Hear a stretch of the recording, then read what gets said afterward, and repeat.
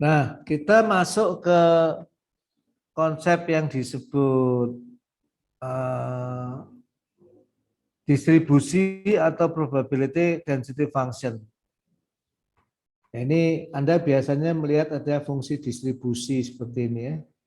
Di sini menggunakan PR fungsi X, biasanya kadang dia pakai fx. Ya, nanti kalau kita pengen tahu probabilitas X bahwa acak itu terletak kurang dari sama dengan X besar, ya tinggal diintegrasikan saja probability density function atau kadang disebut probability distribution function. Ya. Nah, ini kalau diintegrasikan dari paling kiri sampai nilai tertentu ini menjadi cumulative distribution function. Ini contohnya, bentuknya bisa macam-macam. Ini contohnya dia pilih yang Gaussian, bentuknya adalah lonceng terbalik.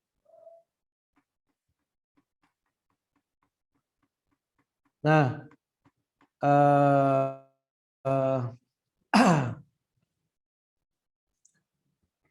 itu konsep apa namanya probability distribution function. Ya, nah ini ada contoh misalnya yang sering digunakan nanti bilangan acak ya. Bilangan acak ini diambil first trial, second trial, third trial, maksudnya ini diuji ya.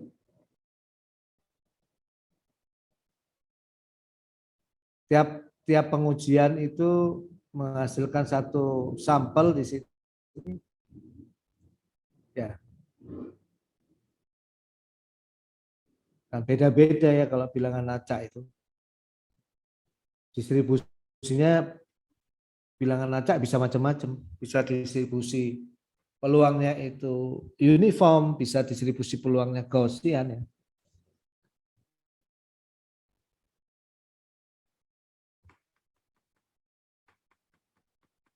Nah, biasanya kalau kita punya random variable, nilai tengah itu yang populer yang sering digunakan ada tiga. Ada yang disebut mean atau nilai ekspektasi, rumusnya seperti ini. Yang jarang digunakan tapi nanti dalam data science sering digunakan ini median dan mode ya. Namun mungkin saya skip lah ya, kalau Kalman filter ini banyak ngomongnya mean ya. Mode ini modus ya. Puncak dari fungsi distribusi peluang ya, fungsi distribusi probability.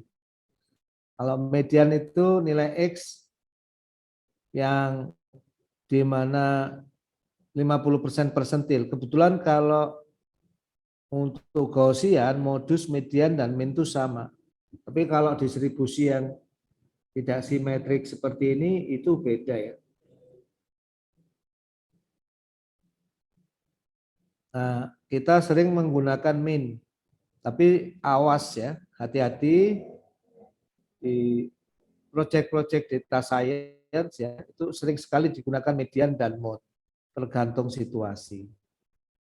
Tapi untuk Kalman filter itu memang kita akan banyak pakai min. Ya.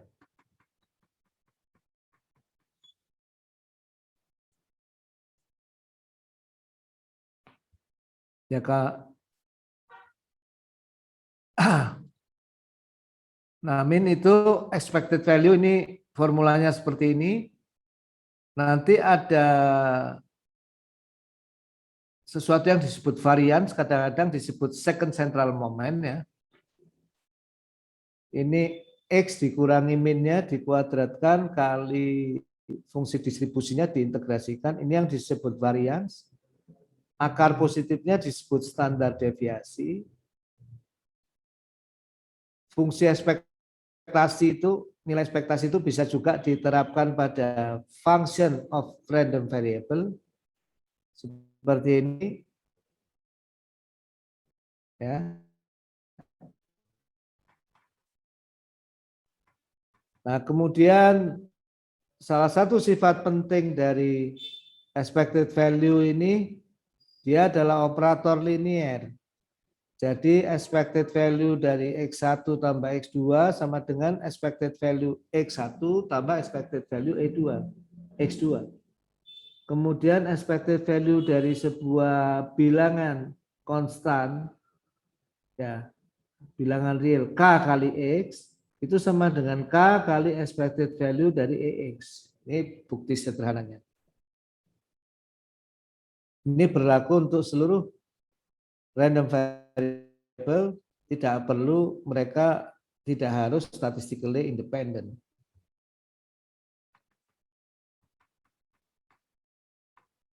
Nah, ini contoh ya. Kalau random variable ini terdistribusi uniform, expected value-nya dihitung, akan dapat ya nilai tengahnya itu. Setengah X max kali X min. Pakai rumus ini ya.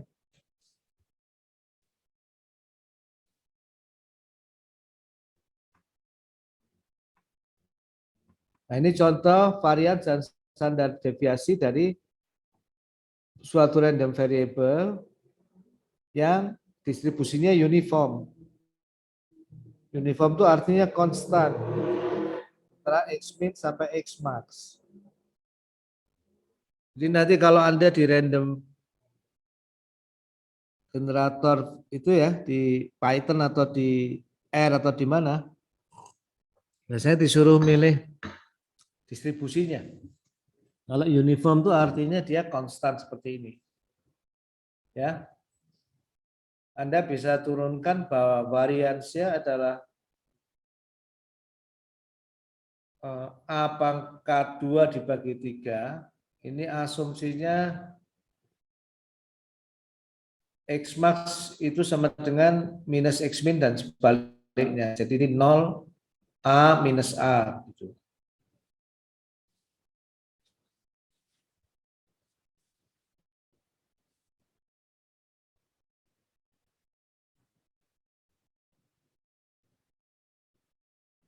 Nah ini kalau diakarkan kita peroleh standar deviasi.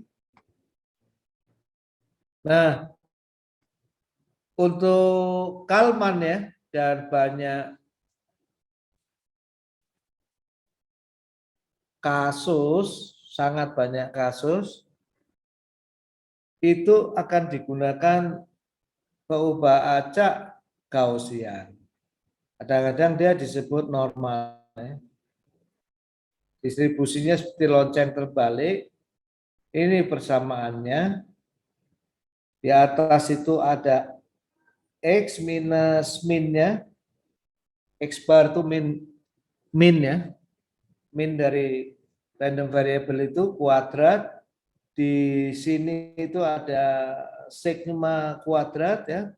Di sini ada minus.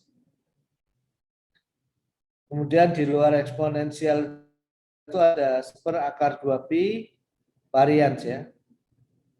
Standar deviasi. Ini bisa dibuktikan kalau kita integralkan dari meta hingga sampai ta hingga hasilnya 1.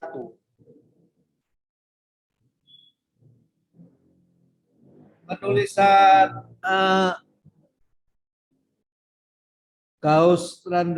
Gaussian random distribution seperti ini, ya Anda harus hafal ya.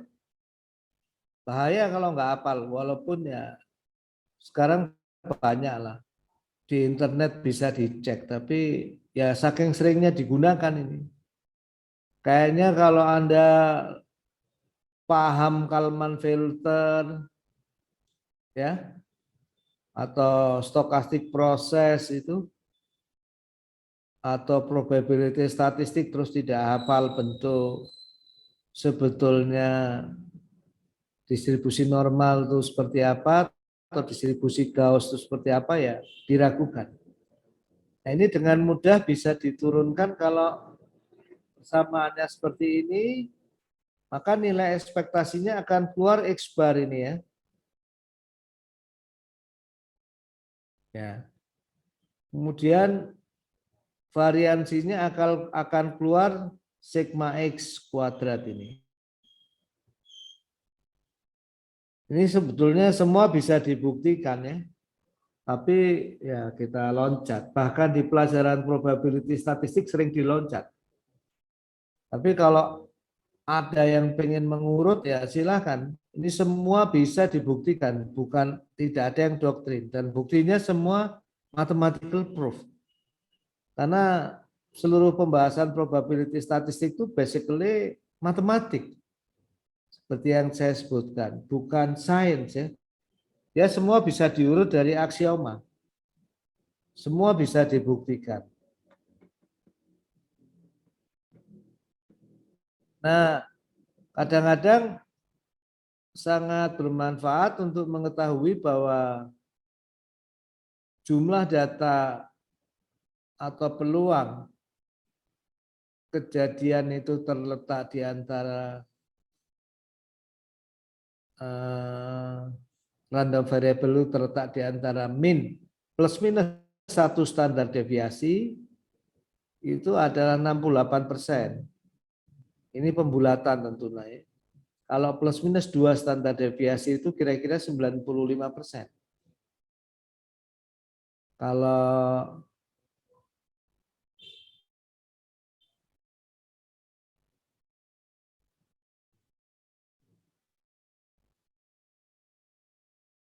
yang terakhir itu saya nggak yakin ya.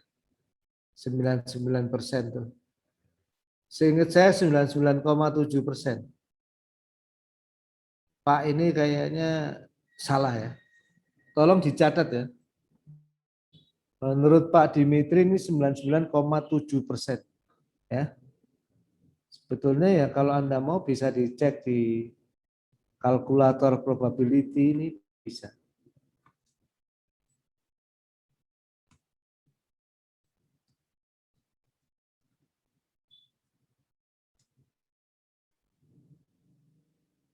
Kelihatan nggak kalkulatornya? Lihat, Pak. Ya, pakai tabel juga bisa. Kita tuh tadinya pengen tanya plus minus 3 ya. Standar skor 3. Kita masukin aja standar skornya 3. Min 0, standar deviasi 1. Ini dia berapa kumulatif probability-nya. Kalau benar 99%, harusnya jawabannya ini 99,5 gitu. Atau 0,995. Ternyata enggak.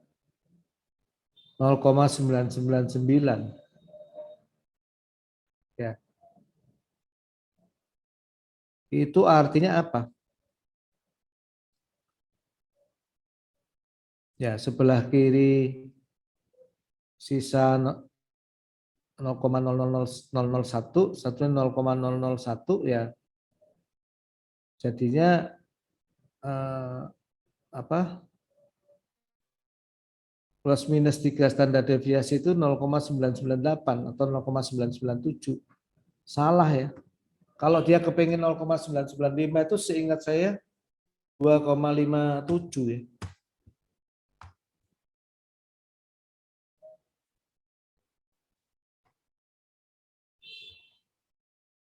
Ini di blank harusnya. Maaf. Nah, betul 0,995. Jadi kalau dari sebelah kiri 0,995, sisanya 0,005, nanti diambil di kanan sama. Jadi Pak Stengel ini iya salah ya.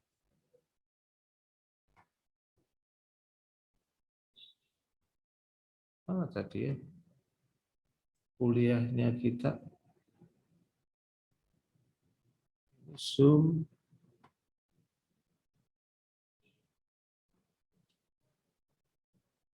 normal kalkulatornya dihapus saja. Stop share dulu.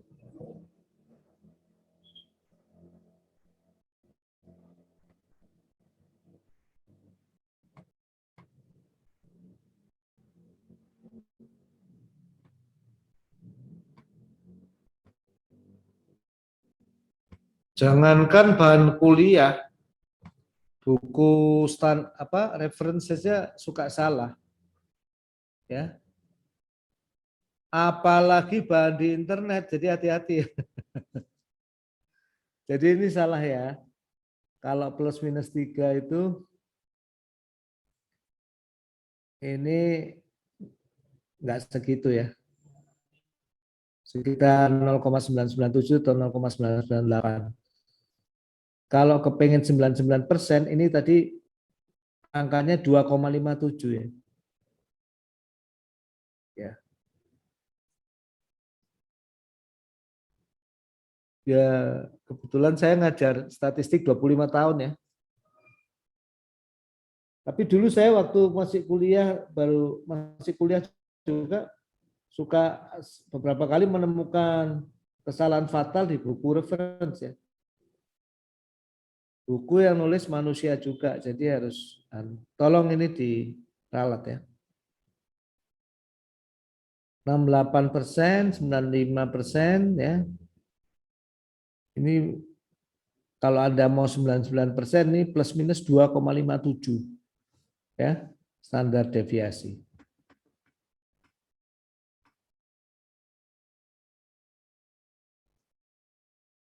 Nah, biasanya itu gimana sih cara ngedapetin mean, varian ya, tapi dari hasil eksperimen gitu. Biasanya ngitungnya pakai ini. Kalau varian pakai ini ada n-1 ini. Ya. Kalau n-nya besar ini ya miriplah sama n. Tapi ini kenapa? Ini ada penjelasannya ini. Supaya persamaan ini bisa menjadi estimasi tak bias dari varians.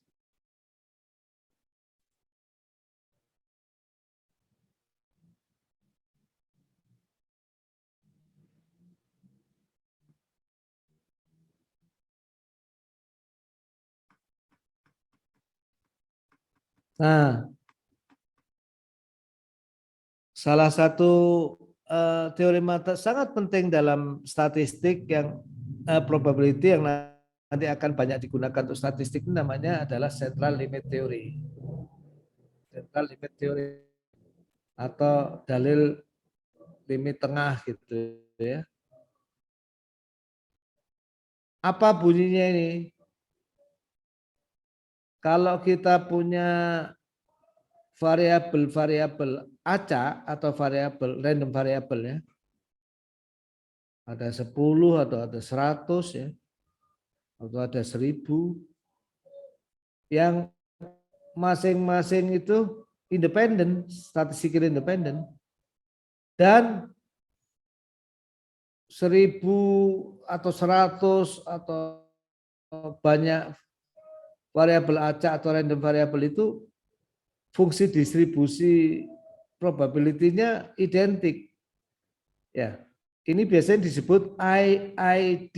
Ini harus Anda hafal. IID ini sangat sering digunakan. Mr. Andrew yang tadi saya cerita itu di kuliahnya tentang machine learning, waktu dia menurunkan linear regression itu juga menyinggung IID. Jadi ini memang penting ya, independent, identically distributed. Nah, ini kalau dijumlah semua perubahan acak yang 100 atau 1000 tadi itu atau lebih, maka menurut central limit theorem hasilnya akan mendekati distribusi normal. Kalau jumlah variabelnya ini yang independent identically distributed ini besar, mendekati tak terhingga.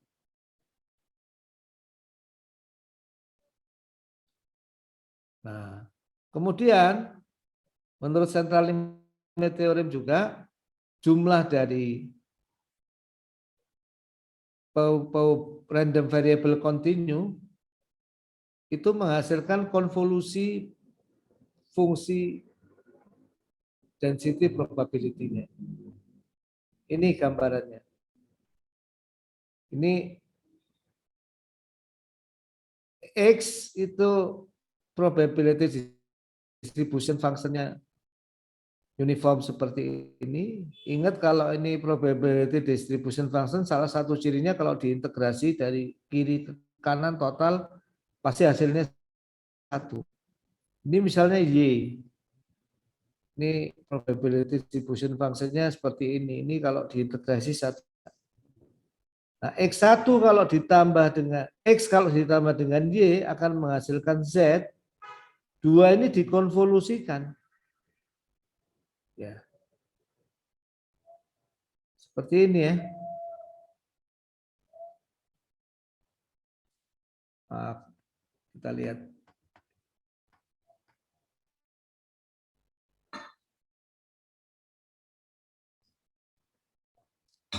Nah,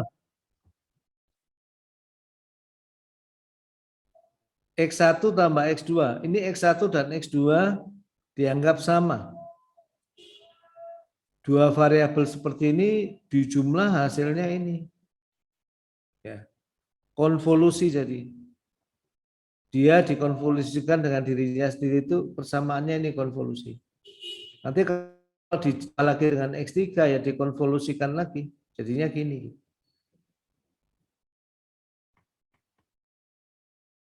Nah ini ya.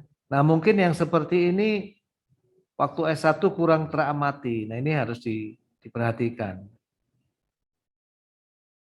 Nah yang menarik bahwa jumlah dari variabel yang IID, independent identically distributed,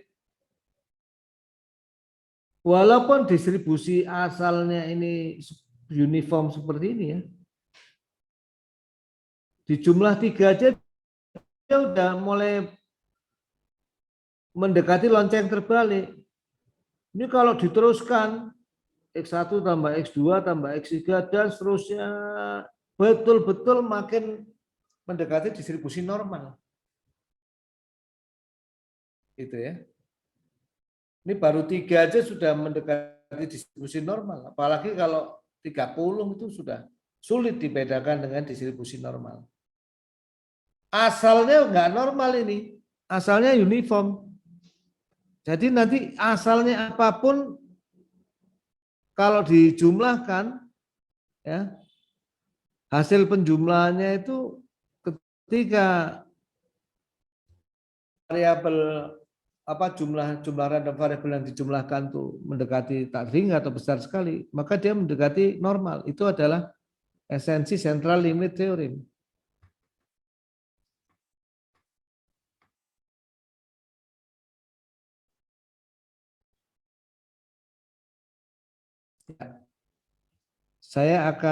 Kita akan break dulu 5 menit ya supaya Anda nggak capek ya. Kita akan masuk ke multivariate ya, bivariate dulu kemudian multivariate.